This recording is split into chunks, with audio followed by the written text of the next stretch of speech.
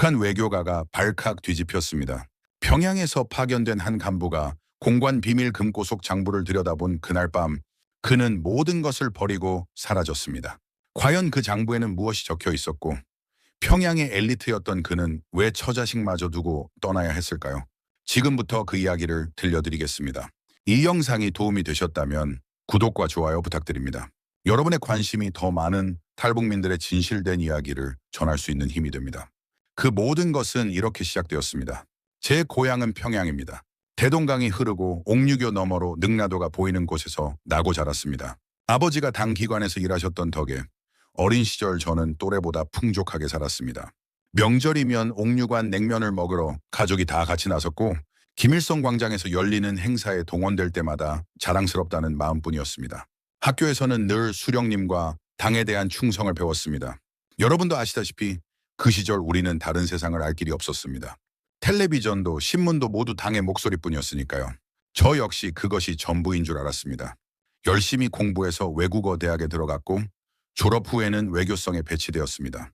동네 어른들은 저를 보며 저 집 아들은 출세했다고 부러워했습니다. 결혼도 하고 두 아이도 낳았습니다. 평양 시내 아파트에서 부족함 없이 산다고 믿었습니다. 배급이 끊기는 일이 잦아져도 다른 지방보다는 낫다며 스스로를 위안했습니다. 장마당이라고 우리로 치면 시장 같은 곳인데 거기서 쌀과 부식을 사다 나르는 아내를 보면서도 저는 별다른 의심을 품지 않았습니다.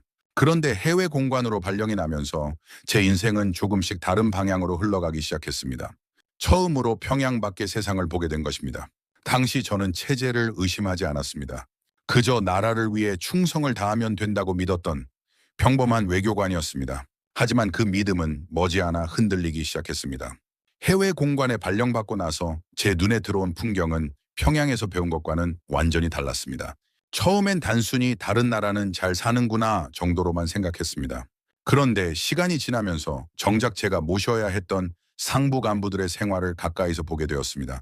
본국에서는 인민을 위해 허리띠를 졸라매라고 하면서 정작 그 간부들은 해외에서 명품 시계를 차고 고급 호텔을 드나들었습니다. 공관 자금이 어디로 흘러가는지 저는 업무상 누구보다 잘 알 수밖에 없었습니다. 그러던 어느 날 같은 공관에서 일하던 선배 한 분이 갑자기 사라졌습니다. 본국 소환이라는 말만 전해졌을 뿐 그 후로는 누구도 그의 소식을 듣지 못했습니다. 여러분도 아시다시피 그 시절 우리나라도 누군가 하루아침에 사라지는 일이 낯설지 않았지요. 하지만 막상 가까운 사람이 그렇게 되니 처음으로 등골이 서늘해졌습니다. 그때 처음으로 뭔가 잘못되었다고 느꼈습니다. 우리 부모님 세대도 전쟁의 아픔은 겪으셨어도 이런 식으로 사람이 소리 없이 사라지는 건 보지 못하셨을 겁니다. 평생을 충성으로 살아온 그 선배가 어떤 잘못으로 그리 되었는지조차 알 수 없다는 사실이 저를 괴롭혔습니다.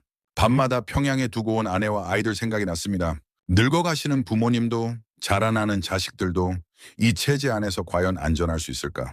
처음으로 그런 의문이 제 마음 깊은 곳에서부터 올라오기 시작했습니다. 선배가 사라진 뒤로 공관의 분위기는 완전히 달라졌습니다. 서로를 감시하는 눈초리가 더 날카로워졌습니다. 누가 누구를 보고 하는지 알 수 없었고 사소한 말 한마디도 조심해야 했습니다. 저는 업무상 자금 관리를 맡고 있었는데 어느 순간부터 위에서 내려오는 지시가 점점 더 무리한 것들로 바뀌었습니다.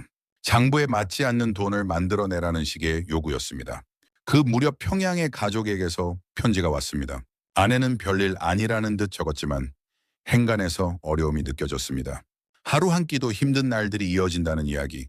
막내가 감기에 걸렸는데 약 한 알 구하기도 하늘의 별 따기였다는 이야기였습니다. 손발이 얼어터지는 겨울에 난방도 변변치 않다는 말에 저는 며칠 밤을 뜬 눈으로 지새웠습니다. 그래도 이웃들이 몰래 옥수수라도 나눠주곤 한다는 대목에서는 그나마 마음이 놓이기도 했습니다. 저는 공관에서 받는 특권이 사실 평양의 보통 사람들에게는 상상도 못할 사치라는 걸 그제야 똑똑히 깨달았습니다. 윗선의 부정한 자금을 만지면서도 정작 제 가족은 끼니를 걱정해야 하는 현실. 이 모순을 더는 외면할 수가 없었습니다. 게다가 저를 향한 감시도 점점 노골적으로 변해갔습니다. 누군가 제 책상을 뒤진 흔적, 자꾸 묻는 사적인 질문들, 이대로는 살 수 없다는 생각이 그날부터 제 머릿속을 떠나지 않았습니다. 결정적인 사건은 그로부터 얼마 지나지 않아 일어났습니다. 공관 비밀 금고를 정리하던 중 저는 우연히 장부 하나를 보게 되었습니다. 거기엔 상부 간부들이 빼돌린 자금의 흐름이 고스란히 적혀 있었습니다. 그 장부를 본 순간 저는 직감했습니다. 이걸 알게 된 이상 저 역시 언제 그 선배처럼 소리 없이 사라질지 모른다는 것을요. 그날 밤 저는 거의 뜬 눈으로 지사으며 생각하고 또 생각했습니다. 자식들만이라도 살려야 한다는 마음이 굴뚝 같았지만 가족 모두를 데리고 나올 방법은 없었습니다. 저 혼자 움직이는 것조차 목숨을 건 도박이었으니까요. 부모님께도 아내에게도 차마 말씀드릴 수 없었습니다. 알게 되는 순간 그들 역시 위험해질 것이기 때문이었습니다. 며칠 동안 저는 겉으로는 평소와 다름없이 행동하며 속으로는 탈출을 위한 정보를 하나둘 모았습니다. 어느 길로 가야 안전한지, 누구에게 도움을 청할 수 있는지, 손에 쥘 수 있는 돈은 얼마인지를 따져보았습니다. 평양에 계신 부모님 산소를 마음속으로나마 찾아뵙고 고향집 골목길을 떠올리며 마지막 인사를 건넸습니다. 다시는 그곳에 발을 디딜 수 없을지도 모른다는 생각에 가슴이 무너지는 것 같았습니다. 죽을 각오로 결심했습니다. 이대로 가족 곁에서 위태롭게 사는 것보다 살아남아서 언젠가 다시 만날 길을 찾는 것이 낫다고. 그렇게 저는 탈출을 결심했습니다. 마침내 그날이 왔습니다. 평소처럼 공관 업무를 마친 척하고 저는 미리 챙겨둔 최소한의 짐만 들고 숙소를 나섰습니다. 뒤를 돌아보면 안 된다고 스스로 다짐했지만 발걸음은 자꾸만 무거워졌습니다. 평양에 두고 온 아내와 아이들의 얼굴이 눈앞에 아른거렸습니다.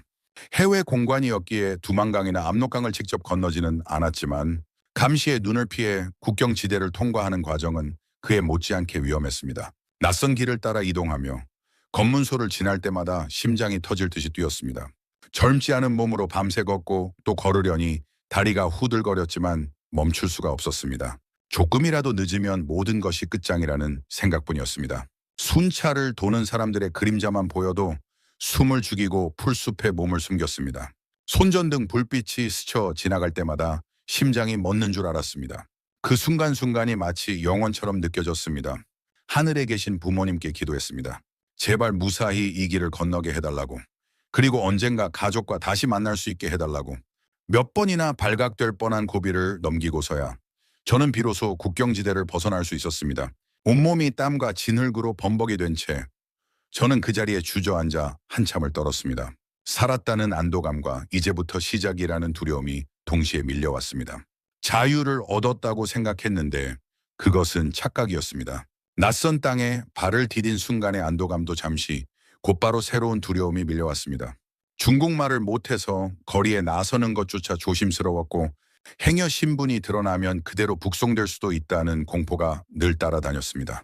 같은 핏줄이라고 도와주신 조선족 동포 한 분을 만나지 못했다면 저는 그곳에서 며칠을 버티지 못했을 겁니다. 그분은 위험을 무릅쓰고 제게 잠자리와 끼니를 내어주셨습니다. 신분을 숨긴 채 이곳저곳을 옮겨 다니며 지냈습니다.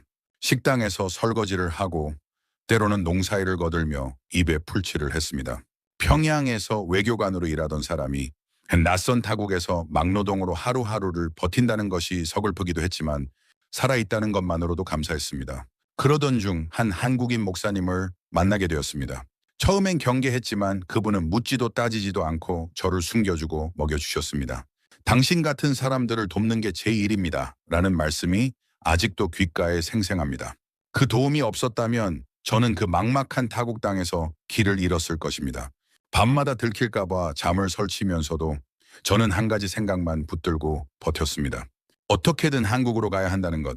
그곳에 가면 언젠가 가족과 다시 만날 길도 열릴 거라는 희망 하나로 버텼습니다. 중국에서의 생활도 더는 안전하지 않았습니다. 단속이 심해졌다는 소식이 들려올 때마다 저를 도와주시던 분들마저 위험해질까봐 마음이 무거웠습니다. 그래서 마침내 한국행을 결심했습니다. 목사님과 여러 도움의 손길을 통해 저는 동남아시아를 경유하는 길고 험한 여정에 올랐습니다. 낯선 나라들을 거치며 신분증도 제대로 없는 처지로 이동한다는 것은 상상 이상으로 고된 일이었습니다. 더위에 지치고 며칠씩 좁은 공간에 숨어 지내야 할 때도 있었습니다. 그래도 한국 영사관 직원분들이 절차를 도와주셨고 현지의 목사님들이 끝까지 동행해 주신 덕분에 저는 한 걸음 한 걸음 나아갈 수 있었습니다. 여정 중 가장 아찔했던 순간은 현지 당국에 잠시 붙잡혀 송환될 위기에 처했을 때였습니다. 그때는 정말 모든 게 끝났다고 생각했습니다.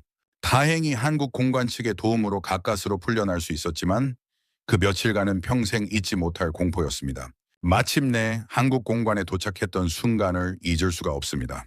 그곳 직원분이 제 손을 잡으며 이제 안전합니다 라고 말씀해 주셨을 때 저는 그 자리에서 무너지듯 주저앉아 울었습니다.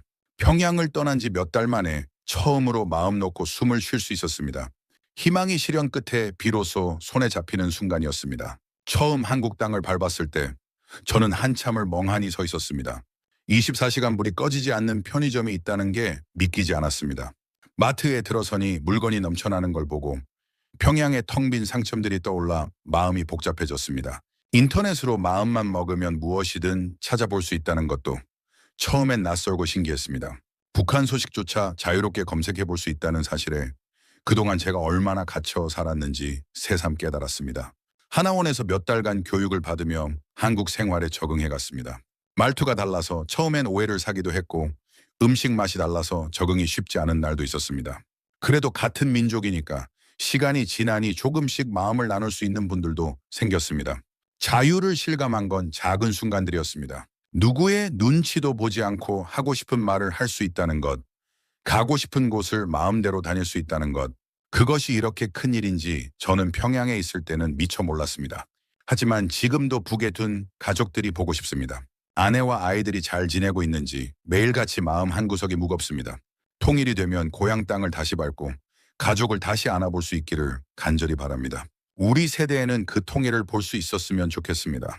지금 이 순간 자유롭게 살아있다는 것에 감사하며 저는 오늘도 그날을 기다립니다.